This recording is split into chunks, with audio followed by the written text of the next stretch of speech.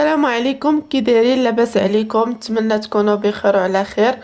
اليوم جيت لكم فيديو جديد، غادي نشارك معكم واحد الحليوه اللي كتجي هشيشه ومحبوبه الجماهير اللي هي الريشبون. ولكن انا غنديرها مختلفه. غادي نديرها 2 كيلات. دوزو باش نوريكم المقادير وطريقه التحضير. عندي هنا نص كيلو ديال الدقيق ديال الحلويات، وعندي هنا كاس ديال الزيت، وكاس ديال السنيده، واحد الكاس ديال المربى ديال المشماش، وعندي هنا واحد نص كاس ديال المزهر، وعندي هنا 250 غرام ديال الزبده ديال البواطه، ولا اللي كانت عندكم، ولا ديال العبار، ولا اللي متوفره عندكم، ولا المهم ديال الحلوى. عندي هنايا في الخماره عندي 10 غرام ديال الحلويات، 10 غرام.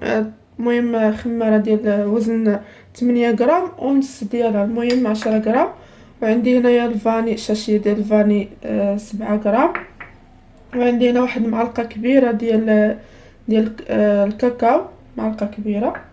وعندي هنايا 3 البيضات.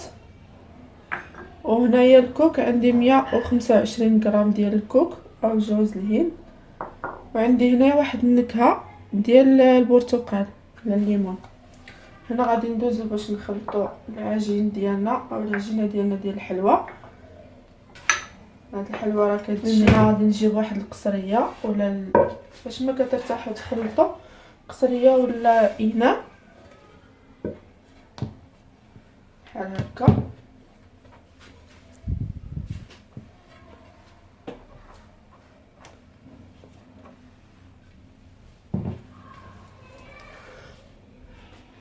هنا كما كتشوفوا غادي ندير الزبده.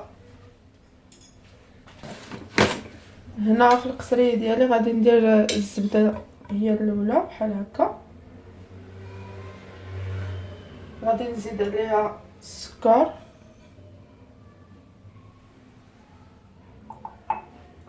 وغنزيد عليها الفاني، وغادي نخلط بحال هكا حتى تولي لنا على شكل كريمه او بوماط بحال هكا.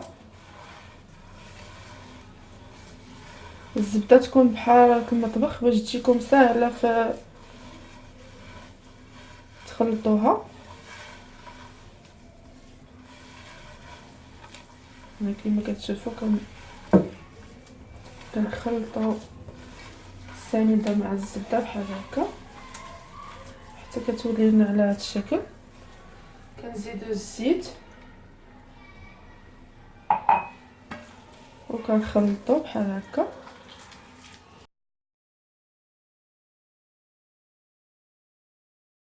هنا كما كتشوفوا ملي كنخلطوها بحال هكا حتى كتولي على هذا الشكل، ما كتبانش لنا الحبوبات ديال الزبده، كتكون بحال هكا. كنزيدوا البيض، 3 البيضات، كنخلطوهم حتى هما بحال هكا.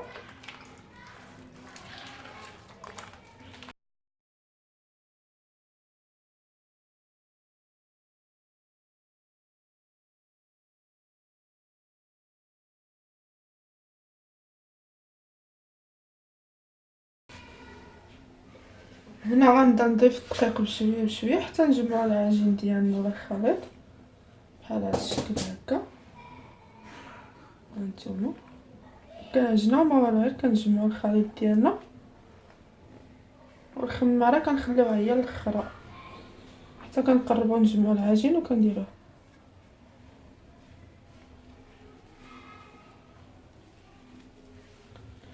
هنا كما كتشوفوا بعد ما درت دقيق بحال هكا غادي نزيد عليه الخماره ديالنا ونخلط بحال هكا حتى كيتجمع لينا العجين.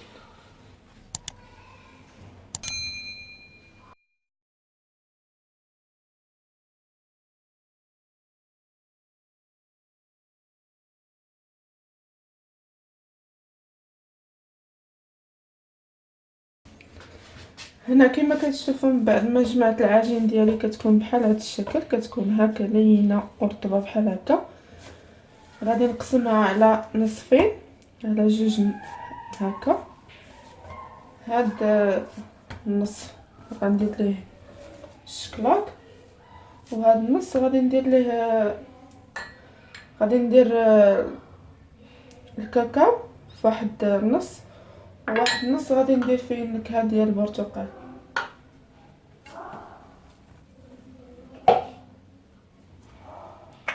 هنا كما كتشوفوا هاد النكهه ديال البرتقال غادي ندير غير نص ديال المعلقه حيت كتكون قاصحه بحال هكا.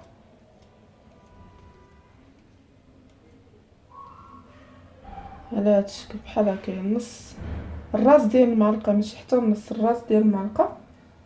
هاد النكهه ديال البرتقال هادي راه متوفره عند اللي كيديروا الحلويات، كديرها 5 دراهم زوينه، كتحتفظوا بها، كتبقاو تسالوا معاك الحلوى ماشي بحال هكا. دابا هاد النكهه هادي غادي ندخلوها في هاد العجين ديالنا بحال هكا.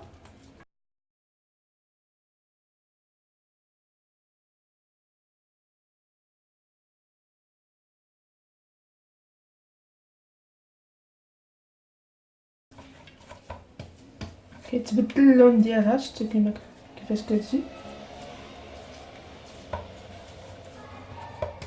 صافي. هنا من بعد ما دخلت فيها هاد النكهه ديال البرتقال غادي نجيب العجينه الاخرى بحال هكايا، حتى هي غادي ندخل فيها الكاكاو او الشكلاط المر بحال هكايا، معلقه كبيره. وغنحاولوا ندخلو غير بشويه هكا الشكلاط فيها بهذا الشكل بحال هكا.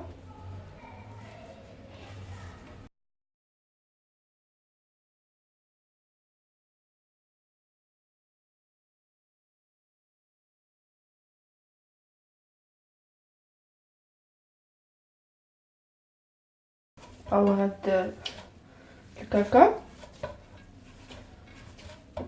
حتى كنحصل على هاد اللون كيتبدل في العجينه ديالنا، كتبدل بهذا اللون، كتولي بحال هكايا.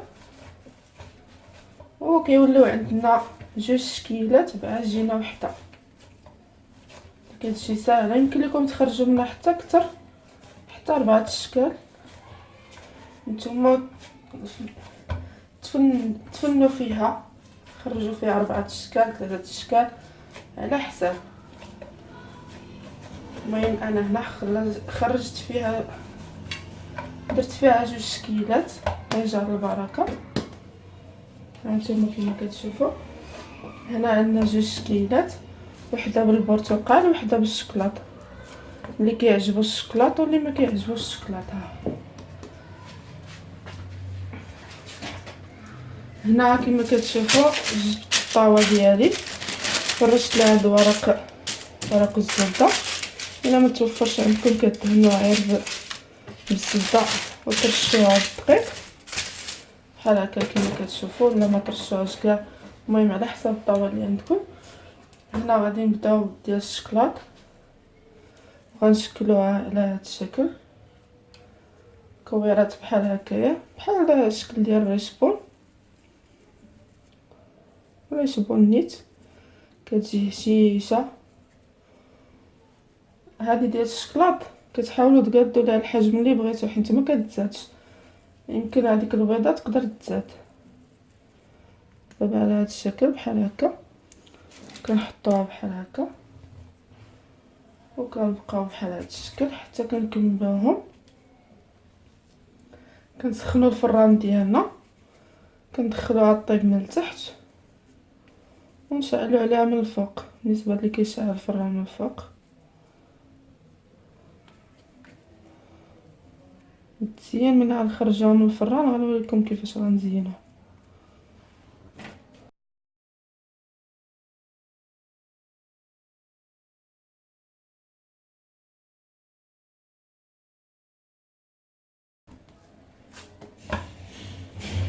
غنحاول نوري معكم هاد بجوج هاد التشكيلات فهاد الطاوه، من بعد انا غنكملهم في الطياب باش ما نطولش عليكم في الفيديو. باش ما يجيكمش الفيديو طويل.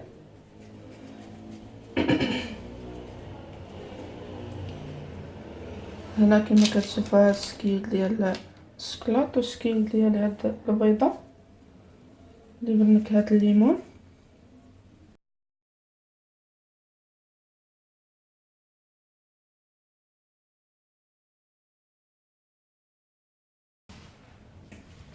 هنا كما كتشوفوا من بعد ما كملت الطاوه ديالي على هذا الشكل، كتكون على هذا الشكل نص شكلاط ونص ابيض.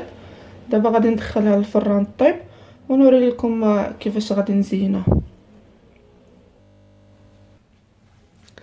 هنا كما كتشوفوا من بعد ما خرجت الحلوه ديالي طابت خرجتها من الفران كتكون على هذا الشكل.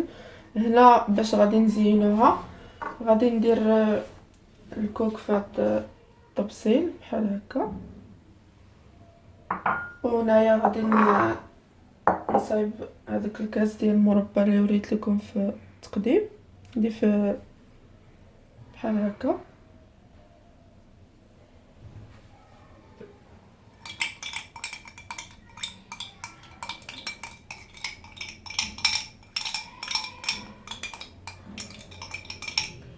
هنا كندير هذا المربى وكنزيد عليه هذا المزهر تقريبا معلقه كبيره، وعلى حسب اللي كيعجبكم المزهر كديروه، ما كيعجبكمش كتستغناو عليه ماشي مشكل. هنايا كما كتشوفوا كندير معاه المزهر وكنخلطو بحال هكا.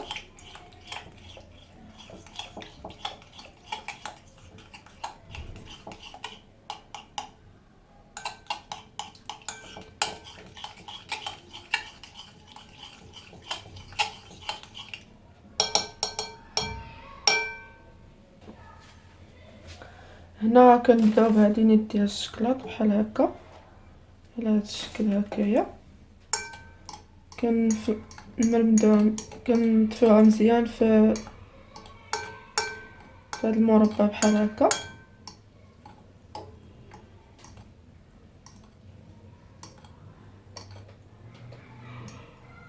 وكنديروا لها بحال هكا. هنا كنديرها في الكوك كما كتشوفوا، هنا كنديرها في الكوك بحال هكا، كندير لها بحال هكا وكتجي على هذا الشكل بحال هكا بحال هكا.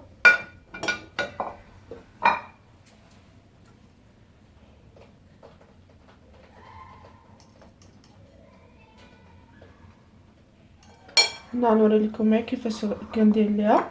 هنا غادي ندير هاد البيضه حتى هي بحال هكا بحال هكا، ونخليوها نيت قد ما بقات في هاد المربى وهاد المزهر كتعطينا مذاق زوين وكتجي هشيشه اكثر كترطاب. والاحتفاظ ديالها باش كتحتفظوا عليها راه كديروها في واحد البواطه وكتدخلوها للثلاجه، راه يمكن لكم تبقى حتى شهر ما كيوقع عليها والو. قد ما هي كتبقى في الثلاجه وهي كتزيد كتزيان كتولي هشيشه.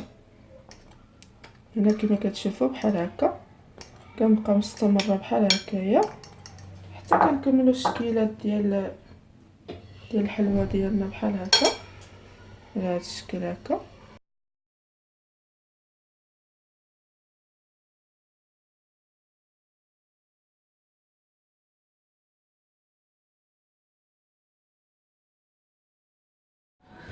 هذا هو الشكل النهائي ديال الحليوه ديالنا من بعد ما كملتها في التزيين. كتكون على هذا الشكل كتجي لذيذه وهشيشه.